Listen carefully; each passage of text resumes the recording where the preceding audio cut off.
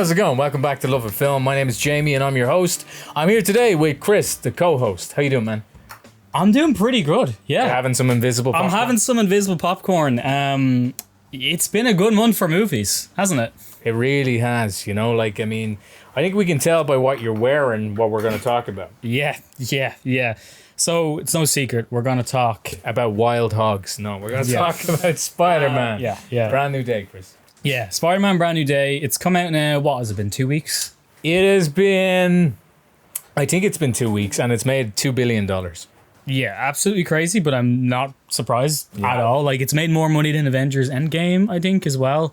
More than Endgame? Oh my opening God. weekend. I don't know overall. That's crazy. You know, I knew it would make more money than Age of Ultron when that came out. And for people who don't know, Age of Ultron, you know, that was a big box office record. So for it to go near Infinity War and Endgame, like, we knew that would happen with No Way Home. It just goes to show that when you have a strong IP, like, I didn't see Supergirl, and I think me and Carol probably dissed it a few weeks ago. I can't remember, but it just goes to show that you can't, if it's Batman, if it's Spider-Man, it's going to do well, and we might as well talk about it because we Supergirl, yeah. Well, I was gonna say Spider-Man. Oh, that's not. Let's be positive. Yeah. We've noticed we've been quite a negative in some of these podcast episodes. So true. We're not negative dudes. We love movies. We both liked Spider-Man a lot. So, firstly, what's your rating? My rating, I did an official Lovett Film review and I posted it to Instagram and the socials. I gave it a 10 out of 10. And to explain why I gave it a 10 out of 10, it comes down to a feeling. Yeah. When I watched Spider-Man Brand New Day, I felt like I was watching Spider-Man. I didn't feel like I was watching, you know, the next installment in Tom Holland's set of films. It really felt like that feeling you get when you were watching Spider-Man 2 and you saw Tobey Maguire swinging, that feeling of, oh my God, this guy is amazing, and you know, he actually can swing and all these things. It was just, that's why I gave it the 10, because when I left that cinema, I felt that feeling. Does it feel like, this is what I think, it feels like you're just entering a random Spider-Man story? And that's why it works so well. Like, that's how you should feel. You shouldn't have to think, oh, where does this lie in the MCU? What's going on with Iron Man? Speaking of, I really wanted to ask you this. I have a few questions about Spider-Man Brand New Day, but one thing we do talk about a lot is costume design. We got to talk about the suits. I want a quick comparison for you on what beats what suit, okay? So we have the Brand New Day suit. Does that beat Tom Holland's Homecoming suit? Yes. Okay, does it be his Far From Home red and black suit? Absolutely. Does it be his Iron Spider suit? Yes. All of those suits are too techy. What about the integrated suit? That's the only one I didn't. Yeah, it's also like the integrated suit. That's the end when he has kind of like the golden spider. It's the mix. Yeah, so the suit in Spider-Man Brand New Day completely trashes all of them because there's no tech. But here's where it gets difficult. Oh, you're putting in the other movies. Does the Brand New Day suit beat the TASM 1 suit? Yes.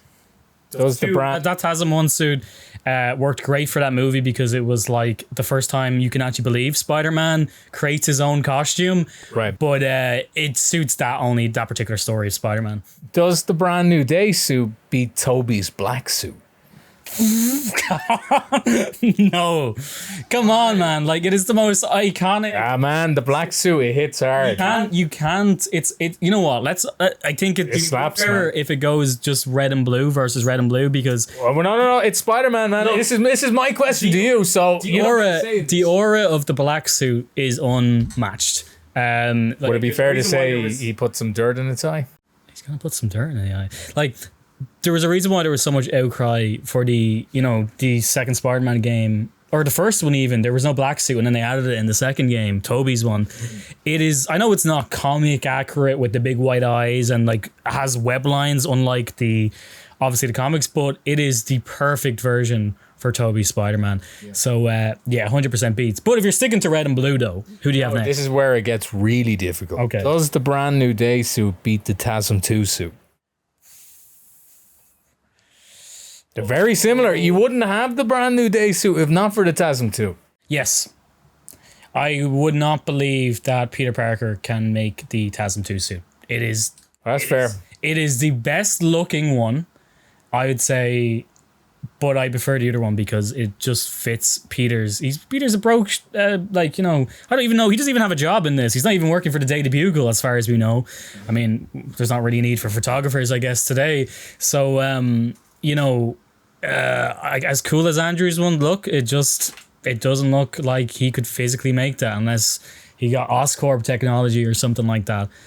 More comic accurate, I guess. That makes sense. I agree with you. But here is, you know, I think personally the hardest question.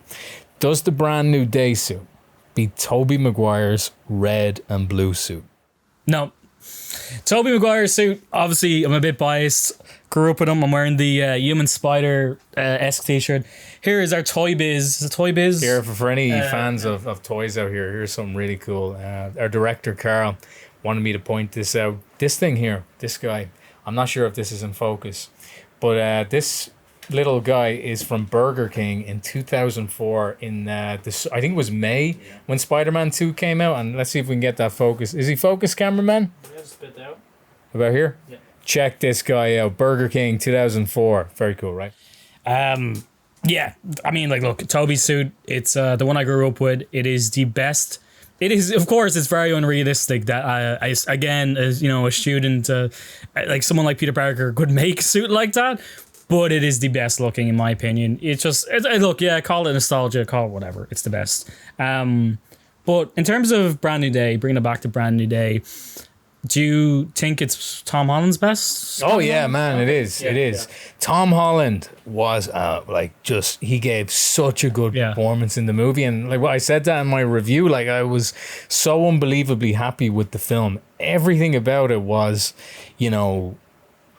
Like, here's something too. I mean, Tom's first 3 movies, sometimes people can be way too hard on them and they're like, oh, but like, I mean, John Watts didn't do the swinging that well or blah, blah, blah. What they don't understand is those 3 movies were really, really good. Yeah, I mean, you could compare like the swinging to some other Spider-Man movies, but I love them. You know, in terms of No Way Home, is Brand New Day better than No Way Home? I don't think so, because it's too hard to beat and it's not fair to compare them. I mean, Toby, Andrew, and Tom, and Willem Dafoe's Green Goblin is the main villain. How could you beat that? That is like the biggest issues with Spider-Man Brand New Day's villain is you go right after Willem Dafoe, which is impossible. Yeah. Like, and of course, like, spoilers, like, you know Sadie Sink is not a villain in it. You know, spoilers for Spider-Man Brand New Day, but Sadie Sink, Jean Grey, I have one issue with that, where I thought she was great and I thought she was a good villain in the movie. But if they're going to make Jean turn into the good version of Jean Grey in the X-Men, they made her a little bit too evil in Spider-Man Brand New Day. Like, for example, when she possessed that random dude while Spider-Man was getting all the pedestrians around them and talking to him like, hey, Spider-Man. She killed a few people then. Yeah, she made your man walk backwards and get hit by a car. He ain't surviving that. Well, look, hopefully when they bring in the X-Men very soon now, that that's what's gonna heal her, I guess. Like, it kind of looks like she's going towards Xavier's mansion or something. Like, it does. You know, like she's obviously going out of New York. Great film. Like, that's, to be honest with you, that is actually my only issue with it, is just the villain problem, where obviously you have the head of damage control as kind of like a sort of like a villain, a shadow kind of villain. I thought he was gonna, in the trailers, I thought like maybe he was Mr. Negative or he was some other villain from the comics, but obviously he was kind of just there as kind of the human. You have Jean Grey, who's this unstoppable telekinesis and all this, and then he's the human villain, which is obviously in the Marvel movies is still pretty like a real thing. But like, soundtrack, great. Michael Giacchino again, wasn't it? Michael Giacchino, yeah. Blew it out of the park. Obviously, the actual music they used for the movie, I have been playing it on. We can't play it here. I love that song, Loser. Yeah, I've been playing it on my phone. I'm following Ned around. But yeah, it is. I look. I was never that big of a fan of the Home trilogy, to be honest. Really? No, like Spider-Man No Way Home was the only time where I was like, well, not the only time. It's not the right way to put it, but it's what made me say, okay, Tom Holland's Spider-Man. Those 2 other movies, I did not feel like he was Spider-Man. With Tobey Maguire's movies, sorry to be a Tobey stan again, I could feel from the second he starts wearing that suit in the first movie, he is Spider-Man. For Tom, it really took a while, and I'm glad he finally got there. And people could say that's better that they've done it slowly, but you know, I feel like this next set of movies are going to blow them out of the park. because, I mean, hopefully they get rid of the whole thing where they have to have an Avenger in. Yeah, it's like contracts or something like that. You know, like we're just gonna have to wait and see. Yeah, because like if you think about it, if it wasn't for Hulk to be in that movie, it would be like The Lizard. If this was just a Spider-Man story, and I really like that. I actually thought in the movie as well. I thought he was gonna turn into Man Spider, but yeah, I wish they did that. But look, it's my overall rating. I'd say is probably like you gave it a 10. To give it like I give it 10. 8.5 or 9. Right, yeah, I mean, I understand. Like, I gave it a 10 because, like, I mean, usually I don't give that high of a rating, but it was just over the feeling, you know? And before we move on from Brand New Day 2, I think, when we're going back to the costumes, I do have to mention, I think the TASM 2 suit is still better than the Brand New Day suit. Do you think? I love the Brand New Day suit, but the TASM 2 suit is, oh my God, that is the best looking, say, mask with the eyes and stuff. I still think Toby's suit is better because Toby's my Spider-Man, but it's just also the fact that it's attached to a very bad movie. Yeah, and then when you see it in No Way Home, it doesn't look as good as it obviously did in those movies. I don't know. Yeah, it's just because it's attached to a terrible movie. But yeah, look, last bit in Spider-Man Brand New Day. Had a really good time. Definitely the strongest movie out of Tom's movies. It's definitely up there with the best Spider-Man movies. Have we ever done a Spider-Man ranking on this? I think we done maybe one. I think you and Carl could have done, yeah. Okay, all right. We'll do one with you, Jamie. Okay. Spider-Man 1 or Spider-Man 2? Spider-Man 2. Okay, why? Spider-Man 2 is not just a good superhero movie, it's my favorite movie of all time. Spider-Man 2 or Spider-Man 3? Spider-Man 2. I love Spider-Man 3 though. Okay, Spider-Man 2 or TASM 1? Spider-Man 2, easily. Spider-Man 2 or TASM 2? Spider-Man 1 or TASM 2? Sorry, Spider-Man 2 or TASM 2? Spider-Man 2. What? There's no competition. Okay. This is probably, I think I know your answer. Spider-Man 2 or Homecoming? Spider-Man 2. But Homecoming gets too much hate. Okay, Spider-Man 2 or Far From Home? Spider-Man 2. Far From Home, good movie. If you were comparing it to the other Spider-Man movies, it suffers a lot. Should have done this backwards, man. Spider-Man 2 or No Way Home? Spider-Man 2, because you wouldn't have No Way Home without Doc Ock, and the whole Toby's lore comes from Spider-Man 2, I feel, in terms of everything the character stands. Okay, Spider-Man 2 or Spider-Man Brand New Day? Spider-Man 2, but Brand New Day did a really good job of making a great Spider-Man movie. Okay, my turn. And this time, we're going to do it backwards. What way is backwards? We're going to start from the last one because my answer is probably going to be pretty similar to yours. Okay. So, all right, Chris, we're going to rank the Spider-Man movies. Spider-Man Brand New Day or Spider-Man No Way Home? Spider-Man No Way Home. I'm sorry, but you can't beat Willem Dafoe as a villain in that movie. You have the three Spider-Men. The stakes are quite high. I think the main reason is there's a stronger villain in No Way Home. Respectable. No Way Home or Far From Home? No Way Home. Far From Home. Too much Tony Stark influence even after Endgame. Wasn't set in New York. I didn't like it. Far From Home or Homecoming? Or sorry, No Way Home or Homecoming? No Way Home still. I think I'm in between. It's very hard because I really love Michael Keaton's Vulture. No, Homecoming. Oh, you like Homecoming more? I'm gonna switch. Spider-Man Homecoming or Beyond the Spider-Verse? If it counts as Spider-Man, everyone adds them in the ranking. Spider-Verse, that's not out yet. Or Across the Spider-Verse. Sorry. Across the Spider-Verse. No, great movie, but it's not like a complete movie. You're missing part 2. I feel like it ends on a cliffhanger. It's not. Fair. Yeah. Spider-Man Homecoming or Into the Spider-Verse? Into the Spider-Verse. It was a phenomenon when it came out. The visuals, the soundtrack, making Miles Morales an actually interesting, captivating character. There's so many reasons. Into the Spider-Verse or The Amazing Spider-Man 2? Into the Spider-Verse. I don't need to say anymore. Into the Spider-Verse or The Amazing Spider-Man? Into the Spider-Verse. Amazing Spider-Man was a great movie, but just doesn't get there. Into the Spider-Verse or Spider-Man 3? My heart is actually gonna say Spider-Man 3, purely for nostalgia and the fact that I watched Spider-Man 3 probably about 20 times after I bought the Spider-Man 3 DVD when I was a kid, and you just can't beat emo Peter Parker. All right, Spider-Man 3 or Spider-Man 2? Spider-Man 2. Doc Ock, Alfred Molina, one of the best villains of the series beside Willem Dafoe. Best Spider-Man story, like it's a classic, Spider-Man no more story, but it is the best. Like, think about it, like, Peter Parker is struggling, he's broke, he doesn't have a girlfriend. It's the perfect Spider-Man story, and it is the most relatable one as well. It never gets old for me.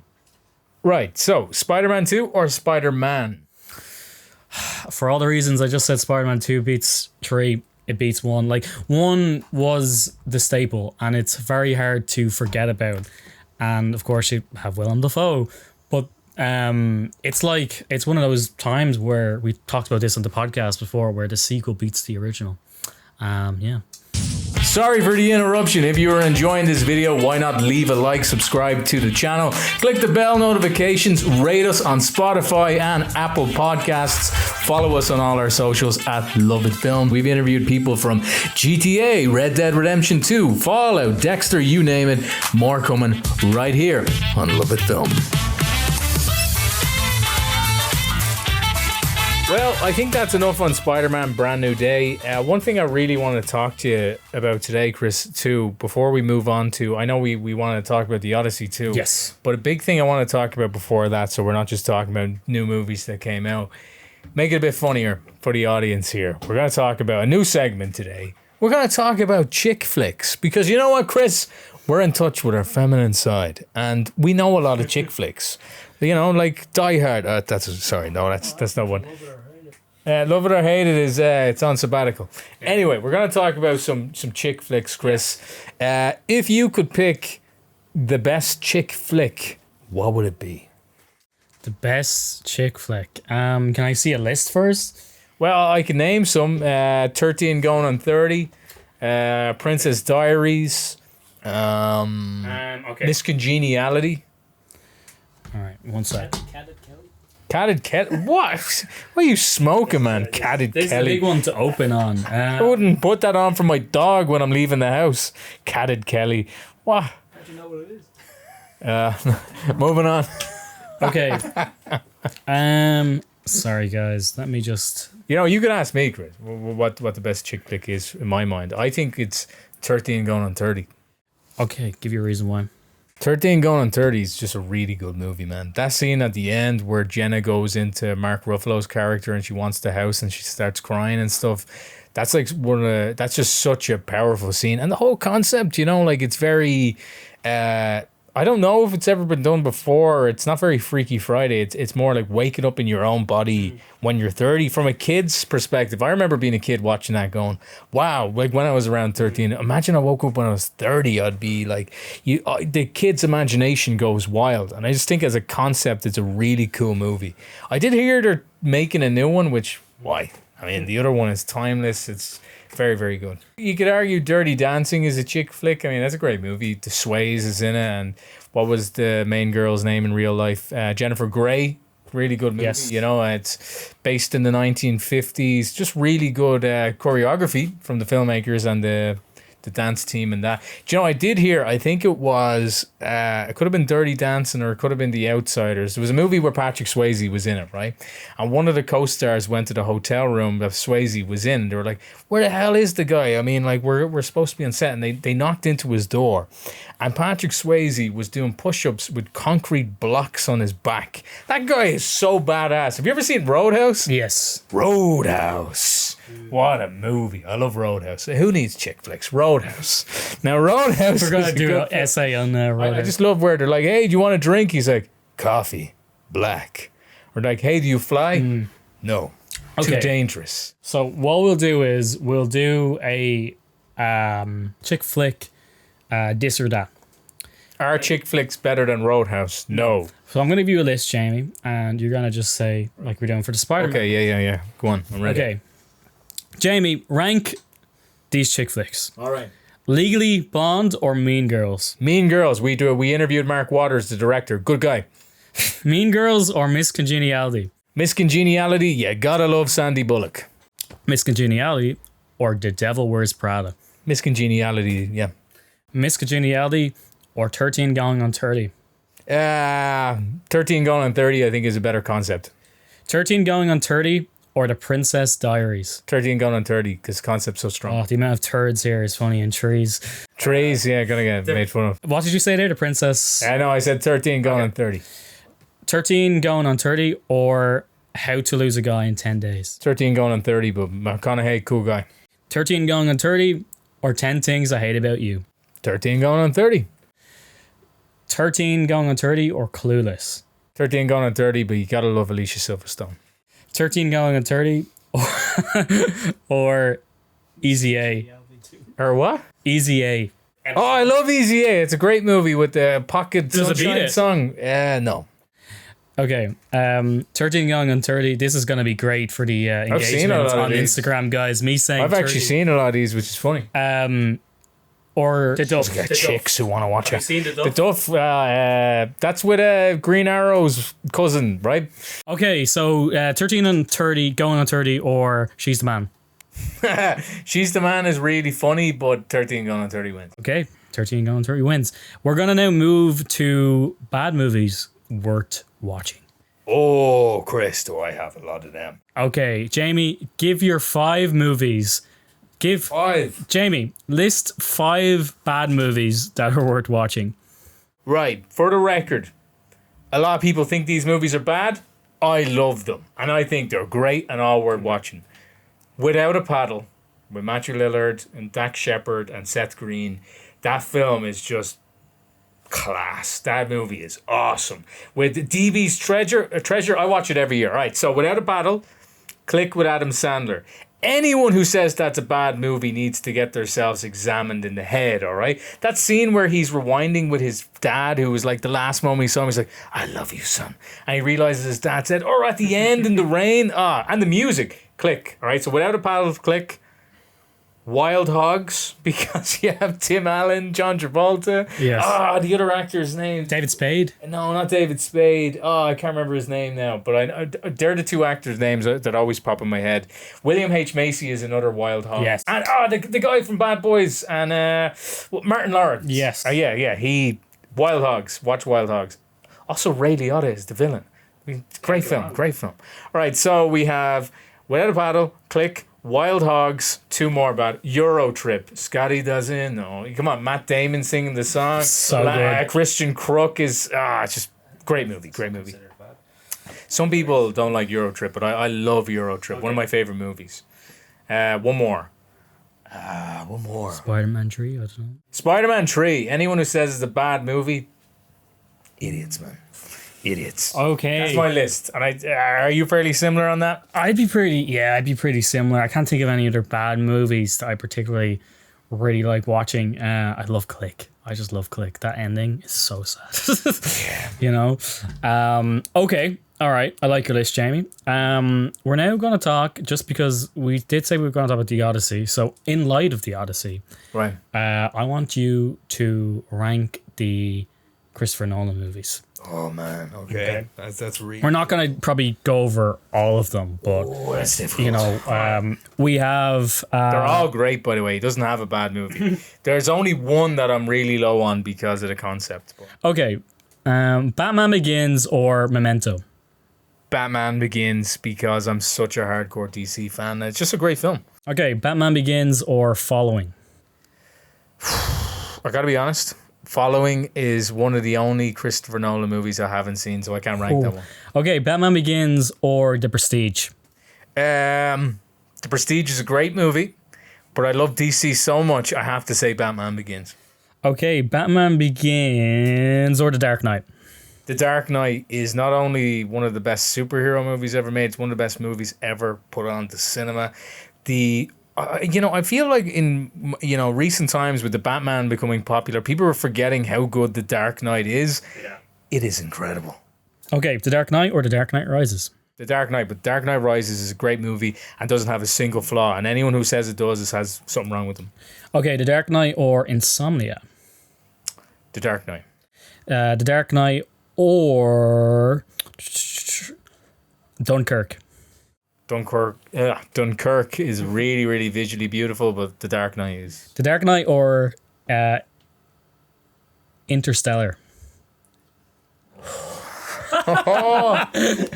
I feel like that scene where McConaughey's banging like a Murph! Like, Choose wisely. like whatever I decide later on, I'll be the McConaughey go, don't do it! I don't think of it as like a DC fan or anything. What's the better movie? What's the better movie, objectively, as a film? Interstellar. Okay, Interstellar. Did I say Inception already? No. Interstellar or Inception? Inception's amazing, and it was, I thought, Nolan's highest rated movie before Interstellar came out, but Interstellar is better. Okay, Interstellar or Tenet? Hard one. Oh. Interstellar. Now, Tenet... What even happens in Tenet? I mean, the actors don't even know. Like, I'm sure maybe I'm just not intelligent enough to understand. No, I think... what's his name? Joseph Gordon-Levitt. Yeah, or one of the other actors said that I think it was actually Robert Pattinson. He didn't actually know what was going on in Tenet either. Okay, right. So Interstellar or Oppenheimer? Interstellar. Oppenheimer is amazing, though. Okay, I'll let best for last. Interstellar or The Odyssey? Oh, this is so hard. Now, let's take away my bias from loving Interstellar for a minute and loving space for a minute and think about The Odyssey. What Nolan did for The Odyssey was amazing. Made such an old story that people literally said while on the lead up to the movie, there's no way that could be brought into modern cinema. And he did everything in his power to bring it up to, say, modern audiences' expectations, and it was spectacular. And Matt Damon was a great protagonist with the bow. However, Interstellar did something better, I think, for humanity. Interstellar opened up many people's minds to the cosmos and science and astrophysics, while also telling a really compelling story at the same time. The idea of a father's love. It's a better movie to me for those two reasons. So Interstellar is the best Christopher Nolan movie. Okay, amazing. All right. Yeah, Odyssey was fantastic. It is the best movie of the year for me. Love Spider-Man Brand New Day. But yeah, I don't think I've had a better cinema experience. Unfortunately, here in Ireland, by the way, we don't have 70mm IMAX. They actually got rid of... We actually film it or get to watch things on a real potato. And the potato has a projector just in the inside of it. So they cut open... And it's powered by by the River Liffey. Big potato. Yeah, big potato, yeah. If you know, you know. Great scene. Yeah, so the last 70mm IMAX screen was shut down in like the early 2000s, so we only have digital IMAX. I seen it in Cineworld here in Dublin. Still an amazing experience. I was actually kind of near the front row as well, and it still was great. Just that whole last sequence. You're Odysseus.